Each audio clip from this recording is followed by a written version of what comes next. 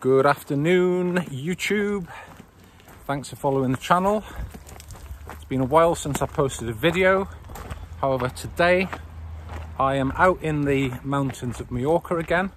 It's been very hot here over the last 2 weeks. It's been up in the 40°C mark, and these last few days it's cooled down. So today I'm out with the fox and we're off for a little wild camp up in the mountains around the Soya area.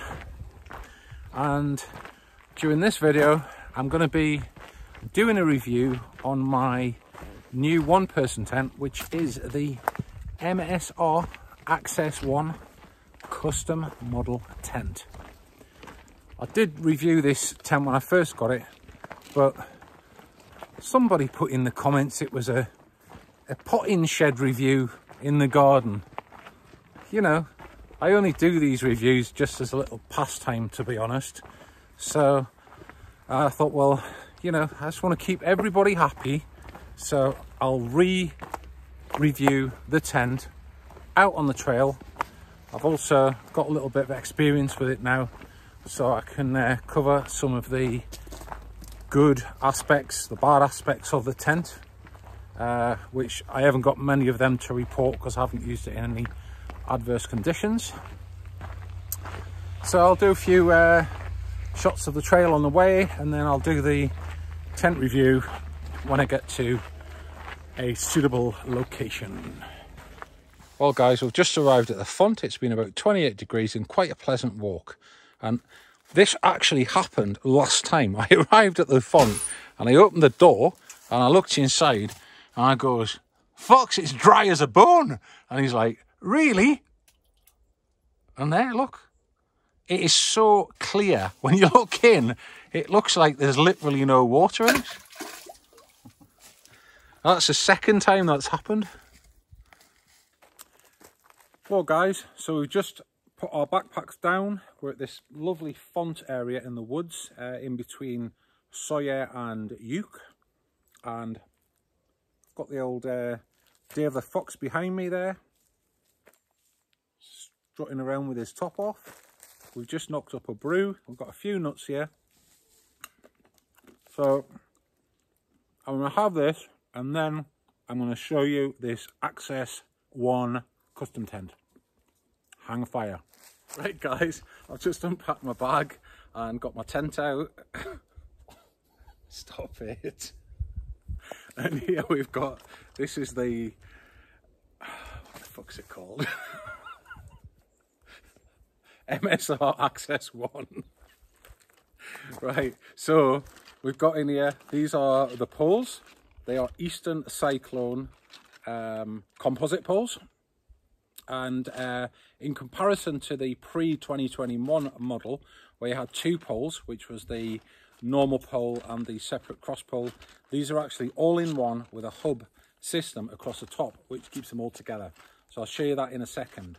So what I do is I separate my poles from the tent, and you probably notice that the Access 1 typically comes in a bright orange stuff sack, which has got two compression straps on it. However, the stuff sack which MSR supply is about 125 grams from memory. So personally, I'm not keen on it. It's too long for my pack.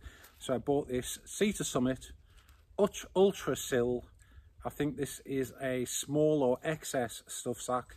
This thing weighs about 30 grams and the tent and the fly goes in that perfectly. Talking about weights, the tent itself without the stuff sack, so just the tent with the poles and the fly, weighs 1,320 grams, which for me isn't it all bad for a 4-season tent. The pegs, it depends how many pegs you have. I've actually got quite a lot of guy lines on my tent and added some additional ones, which I'll show you when I set it up. But basically the tent and the poles and the pegs all weighed together, strapped to the top, was around 1,500 grams in total, 1.5 kilos. So I'm going to crack on now, get it up and show you some of the features. So if you want this tent fully pegged out and fully guy laned, what's up? You're slurping your tea on the video, Dave. God, I really thought, like, Dave did leave school about 70 years ago. You just can't get him to behave. So I was just saying, if you want this tent fully pegged out and fully guy lined with the extra guy lines that you can actually fit to it, you need quite a selection of pegs. So I've got here 7 full-size groundhogs, I've got 6 mini groundhogs, and I've got 4 needle pegs. So I'll get on. I've got the tent on the ground behind me, which I will show you in a second. Right guys, so I've got it set out here. So I like to use the mini groundhogs for the corners. So you basically just need to put 1 peg in each corner. I'm not going to peg it right down because we're not even camping here tonight. We're going up somewhere else. This is just to show the tent. So I'll just knock them in a little bit.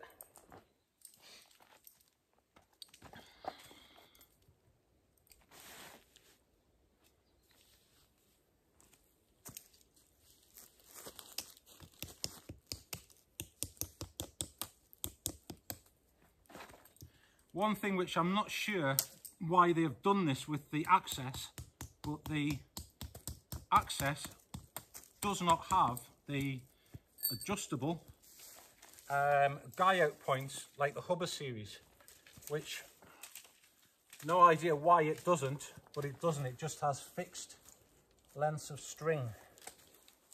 So I'll just get the poles in now.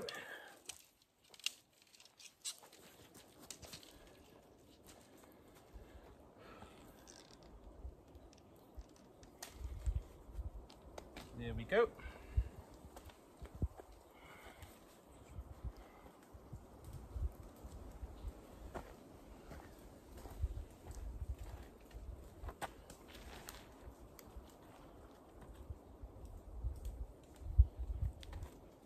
So you'll probably notice that in comparison with the Hubba series, the Access one has got this top pole which is really designed for loadings of snow, and it also provides some stability from the top to stop the corners of the...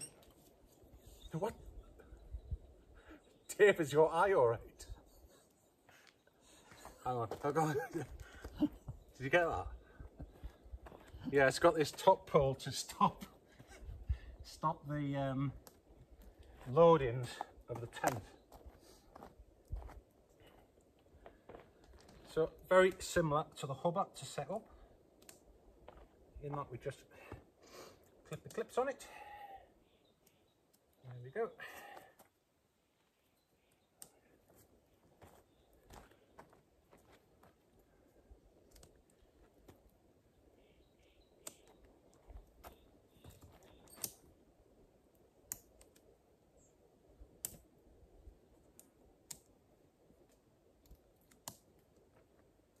And that's the first part of the tent now set up. And if you watch my other videos, you probably would realise that I do have a Hubba, and I did have a Hubba 1-person tent that I actually got rid of because it was just like being in a coffin, in my opinion. It was very narrow. The Access 1 is around about 10 centimetres wider, and the space which you get from that vertical pole which runs across the top just makes the inside of the tent so much more voluminous. So it just gives you the feeling that you're in a much larger tent compared to the Hubba. I'll just show you around the tent now before I put the fly sheet on. Right guys, so before I continue and put the fly sheet on, I think it's important to point out that the Access 1 is effectively a freestanding tent. And while I have pegged out the corners, it's completely not necessary. You could actually set this tent up on the living room floor. It will not collapse. You could set it up on a piece of decking somewhere, and as Dave has just pointed out, you could actually just take some more paracord and wrap it around 4 rocks and peg the 4 corners out with some paracord. When I tested it at home the other night, I actually didn't even peg the four corners out. There's a central point on the end of the fly sheet which I pegged out instead, which I just felt was perfectly adequate. But if you're setting up on top of a peak and it was a little bit windy, then to be honest, when you're first setting up, you probably would want your four corners pegged out. So before I go any further, no doubt some of you will look at this tent and go, ah, this doesn't look like a 2021 Access. Well, that's because it's not typically a 2021 Access 1 tent. One thing that MSR have done in their moment of wisdom or evolution or design with this tent was to incorporate the central hub on top of this pole here. So this central pole is actually integral to the whole pole system now, which means on one hand, when you fold the poles up, everything's together. I haven't experienced the separate pole, but I did have a few comments on my previous video of owners of the pre-21 model saying they wish they had this system.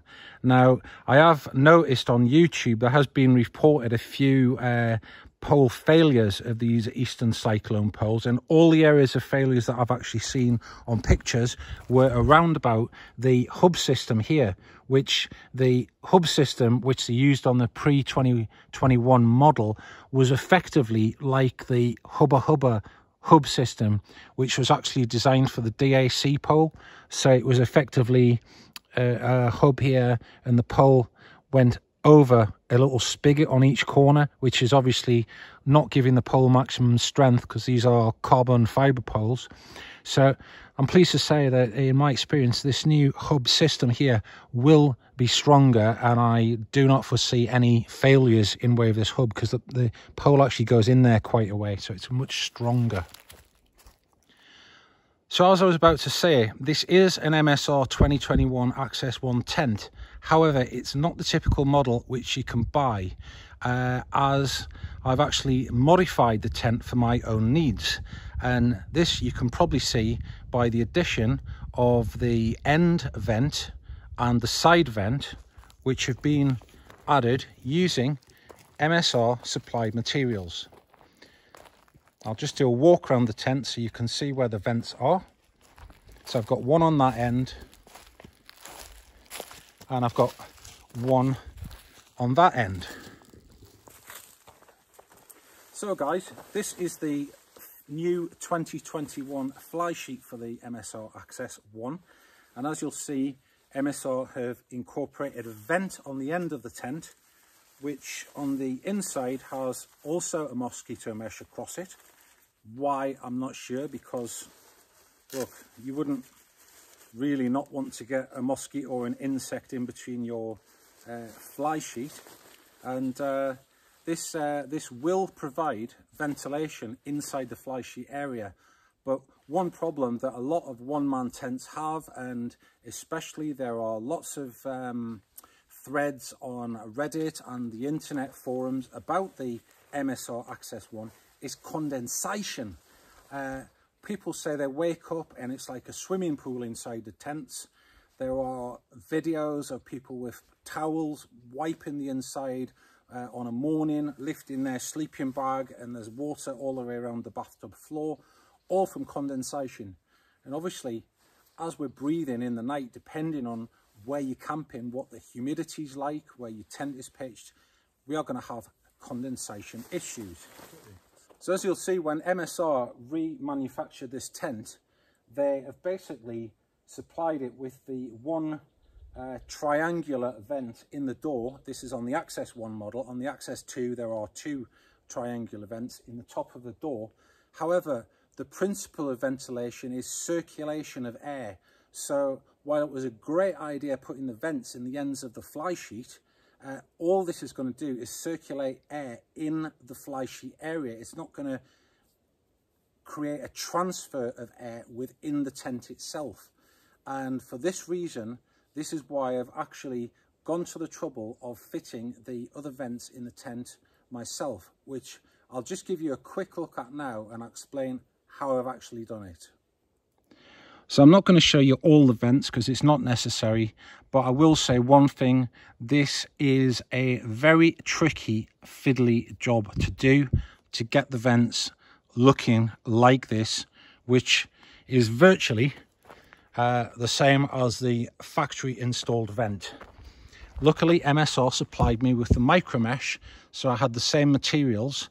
So what I actually had to do was I got a piece of thin card. I actually traced the shape of the vent area that I wanted to put the vent.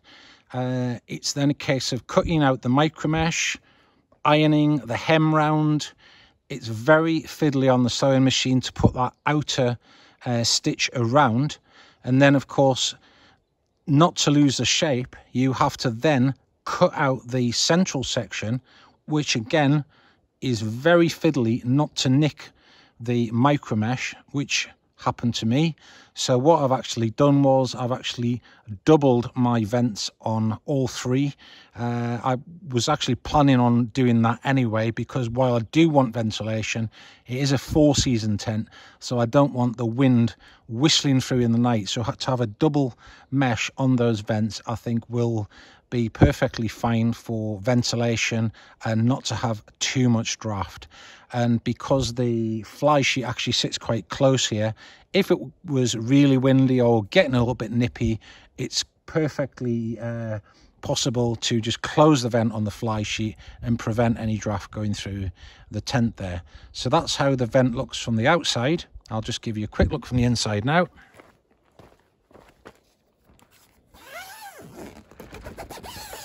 Nice easy opening with a zip, and that's it there from the inside. And that for me looks really well done. That's the bottom one there, and that's the vent on the other side of the doorway. So guys, one thing I will say, if anybody is willing to attempt putting these additional vents into the MSR Access 1, if you've got OCD like me, it's impossible to eliminate all of the creases in these tents. They all are made from templates. They're all slightly different, and you probably see, you know, I've got creases in my inner there, I've got different creases there. It's extremely difficult to put a vent in, pin it out, sew it, and then cut out the inside to leave it perfectly smooth without any creases. And it's a little bit of a double-edged sword, because what I'll tell you what actually happens is, if you put your mesh too tight, what happens is you get a pull on the weave in the corners of the mesh. So you'll probably see here in the corner I've got a little bit of you know, a little bit of excess material there, right? So it's a bit of a balance. If you've got OCD, if you want it perfectly smooth, then you risk the possibility of having a pull on the edge of the weave. If you don't want that, and you know, you want to have the micro mesh in good condition, then you've got to leave a bit of excess material, in which case, you know, you've got a bit of spare material, but it doesn't pull on the weave. So, but on reflection, I don't think I would ever modify another tent, because it took me about 5 hours to put these mesh vents into this tent yesterday. One bit I will point out as well, if you were to attempt this, is when you put this vent in here, you must go on this side of the seam, because as you get to the top here, if you're on that side, you can't get your sewing machine over the clip at the top.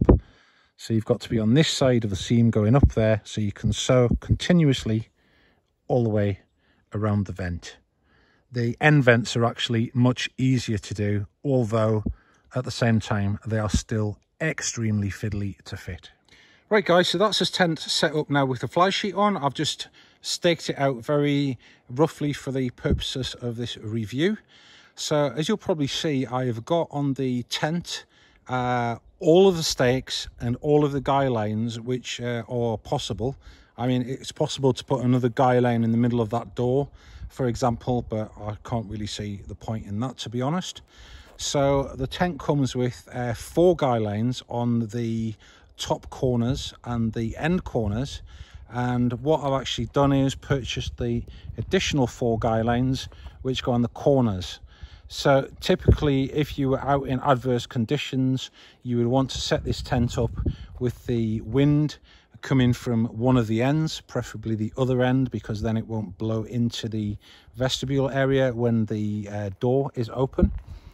And you'll probably see that this tent, as I said before, can use quite a selection of pegs. So in this case, I've got all the four corners staked out. I've got the end pegs staked out. I've got the peg on the back staked out to keep the fly sheet out, and obviously all of the pegs on the guy lines.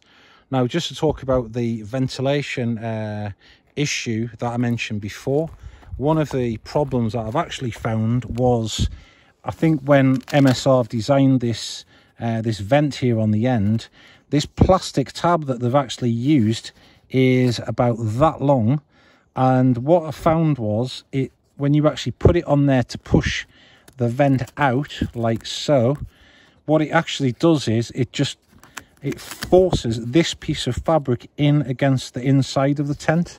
And to be honest, it's quite a hard piece of plastic, that, and I didn't really think it was a very good design to have that forcing in.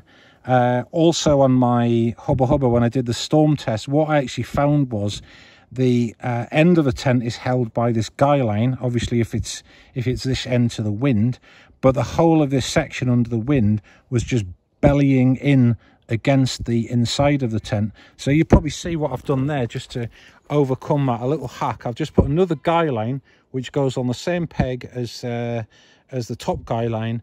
So instead of forcing the end of the tent out and the inner in, basically what I'm doing is I'm just pulling that vent just to open the vent and provide a bit of ventilation there. So you probably see this tent is designed for snowy conditions. It's got quite a low fly sheet. The side of the fly sheet can be pegged in a manner so you've got more ventilation getting under your fly sheet. But now I've got my new ventilation system in the inner. The idea is obviously that air will enter under the fly sheet through the air vent, circulate throughout the inside of the tent and back out of the other end, which should typically be downwind. So let's crack on and have a little look at the tent from the inside. Dave's just pointing out here another problem. It's not a problem, it's you. That should be there. According to Dave, we should not see three guy lines here. We should only see one, because they should all be in exact alignment. Dave, you're on video. Oh, look. What's he done now? Right, so, but this is not a real setup, Dave. We are just demonstrating the tent. What, it should be like that, should it? It should be. Shouldn't it? Right, guys, so I've just fixed it now, just to keep the fox happy. Now we can only see one guy line. Right, so I'll just show you the doorway. We've got this rain gutter down here, so if you want to open the door and it's raining, rain will not run into the vestibule area. And to open the door, it's really got quite a nice zipper that you can just open with one hand. A couple of bits of Velcro there to keep the flap down, and then your door you can just pin back with that little toggle, like so. And again, the main body of the tent, it's very easy to open with one hand. There we go. I do like a zip you can open with one hand. And again, you can just fold back your door like so, keep it off the ground, put your little toggle in there, hold your door back. So here I am inside the entrance of the tent, and as you can probably see, it's got a good sized vestibule there, which I can easily fit my 40-litre backpack that I have today. It could easily fit, I would say, a 50 or a 60-litre backpack if you wanted to. And you can come and have a little look inside the tent. I've now got a video cameraman, which makes this whole YouTubing business a lot easier. So as we go inside the tent here, you can probably see there's quite a bit of room in here. So at the heads of the tent, as I showed you before, I've got these vents here. You've got a little pocket there where you can put some personal possessions. It's not very wide, but you can get in there, you know, your stuff sacks, your cell phones, those sort of things. You'll notice the vent corresponds virtually to the same position as the vent in the fly sheet there. And I'll just show you another little addition that I've made, which is my gear loft. So that's something else that I've made myself out of some materials that I got sent from MSR. It's just some of them door toggles. And what I did was the central one, I had this little carabiner kicking around in the house, and I've just put that on the bottom there just to give the center of the gear loft a little bit of stability. And if I want to, I can clip my head torch on there. So that's quite handy. And what I've done was I've only actually made it a half size, because if I want to sit up here in the doorway, I didn't want the gear loft touching my head. So right guys, so this is me inside the tent here, and as I said before, it's about 10 centimeters wider than the hubba, and you can probably see the width which is gained by these the vertical poles, and the fact that it pulls the inside walls of the tent out. It's a very roomy tent. In fact, the other night in the garden when I was just testing it, my daughter actually came and got in the tent with me, and we zipped the door up and we were both lying in this tent. I mean, to be honest, you couldn't sleep with two people in it. It's not that wide, but it's you know, it's very roomy for a one-man shelter to have, you know, your gear inside, your mat. There's a lot of room in here. I've still got about, what, half a foot at my head. My feet are at the bottom there. I'm about 185 tall. So, yeah, lots of room. If it was bad weather and you didn't want to leave your backpack in the vestibule, for example, you know, there's loads of room down here at the bottom where the feet is. There we go. That's the foot end down there. So you can imagine if you've got a tapered sleeping mat, such as the Thermarest Neo Air X-Lite, you know, there's lots of room down that end for storage. And you'll see down there again, we've got another pocket down there in addition to the vent for that air circulation. So I hope that's been helpful, that little review of the 2021 MSR Access 1. I think I've gone through all of the different features of the tent. I'm about to pack up now and head up to the summit. I'll maybe do a couple of videos up there just to show you the tent setup and see what the weather conditions are like at the top. Well guys, just arrived on the summit here, and I've got the tent set out in this small area, and as you can probably see, it's very rocky up here, and this was one of the reasons why I can't always bring my hubba, because there is just sometimes not enough footprint area.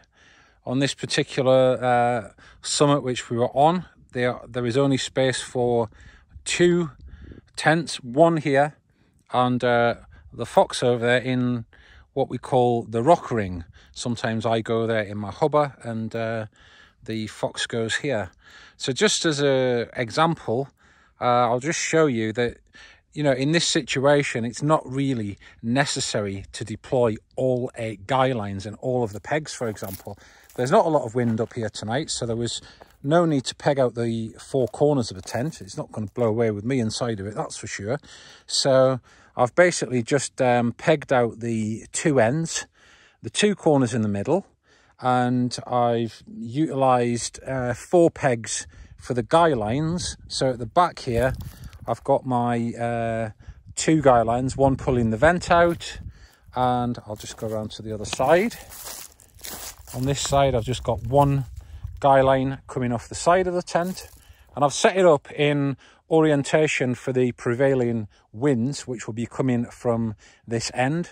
So, you know, rather than just leaving the extra guy lines dangling, I thought I'll just put them all on that peg which is secure in that rock there.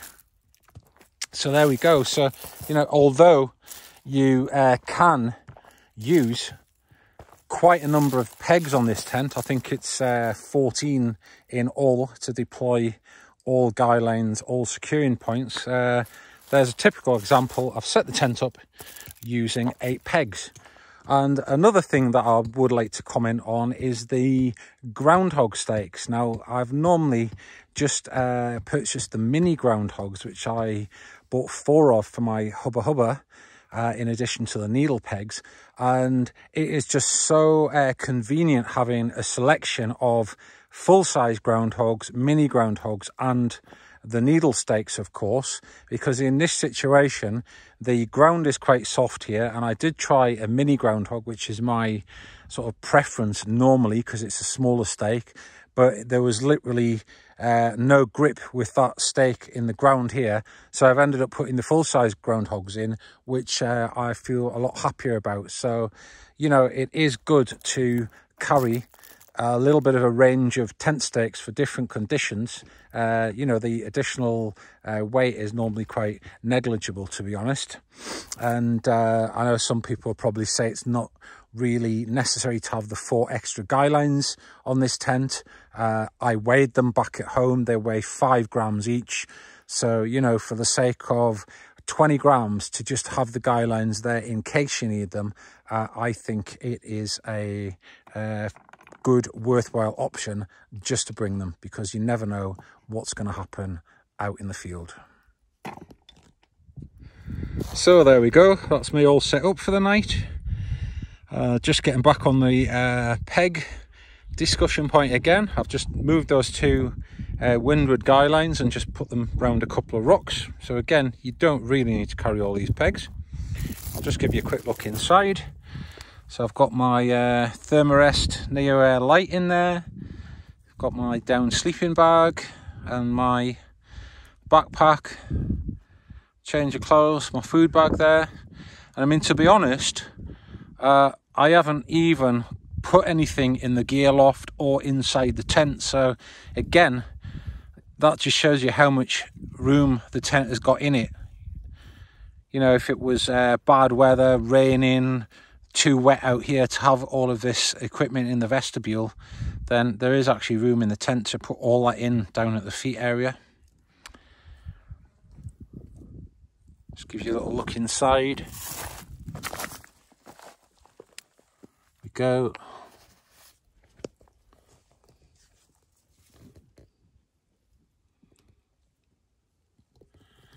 It'll be nice to see how effective the vents are tonight as well. It does seem like there's plenty of ventilation up here anyway.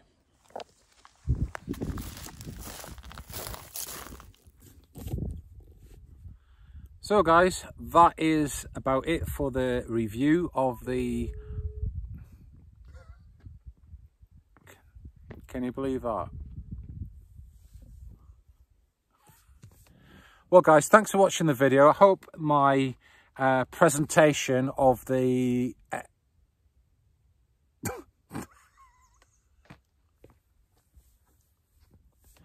Well guys, thanks for watching the video. I hope my presentation of the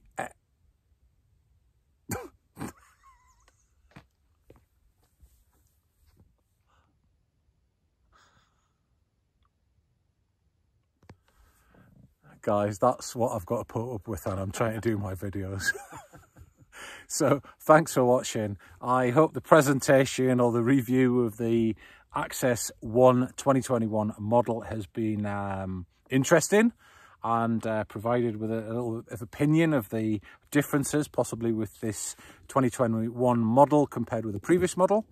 I'm very happy with the end result of the tent. Tonight is going to be the actual first night on it at altitude, so I'm looking forward to see how the additional vents cope, how it copes if there's any wind, albeit it's very still up here tonight.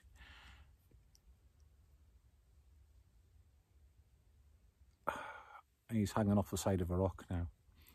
Yeah, the only, obviously, there's a couple of niggles with the tent, which are, one, the little plastic thing to hold the vent open. It basically it just forces the inside of the tent in too much, so it's pressing against the inner. It's a bit like opening your front door and you've got to then force the wall behind the door in to get in the house. In my view, they should have had a little bit of extra fabric so you could actually open the vent without forcing the inside of the tent in.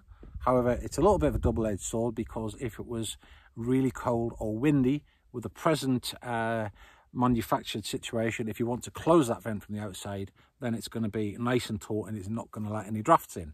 So that's a little bit of a double-edged sword.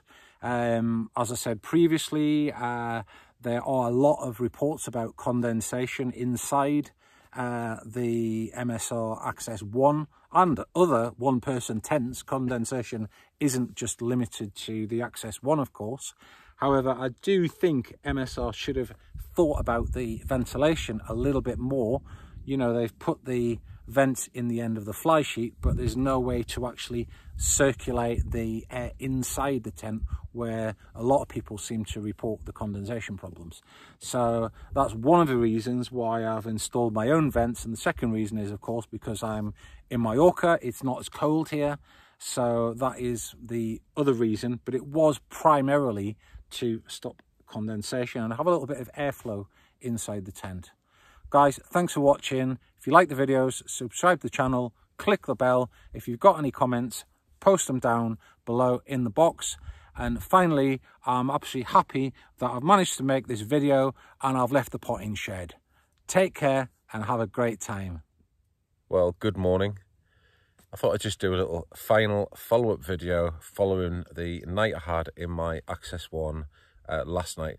I had a lovely night's sleep, plenty of room to move around in here. I can honestly say it's much better size-wise comparing it to the Hubba one. Certainly a lot more room in it than what I said, commented on previously. You know, if you want to wake up in the night and sit up and move around before you go to sleep, there's more room in this tent than the Hubba. Had a lovely night's sleep. I was looking at the temperatures and it was really quite warm in here. It was about 21 degrees in the tent all night, whereas outside it was about 17 or 18. Not a lot of wind last night, to be honest. But when I woke up this morning, it just goes to prove that my vent theory has worked. It was quite damp outside last night, and I've woke up and the fly sheet is wet with condensation, both inside and out. But inside the actual tent here is bone dry. There is no condensation anywhere, like I've seen on some of these videos where people have to wake up and start toweling dry the inside of the tent. Even the bathtub floor is bone dry as well. So the little plan of the vents seems to have worked. Again, thanks for watching. If you like the channel, subscribe and stay tuned. Cheers, guys.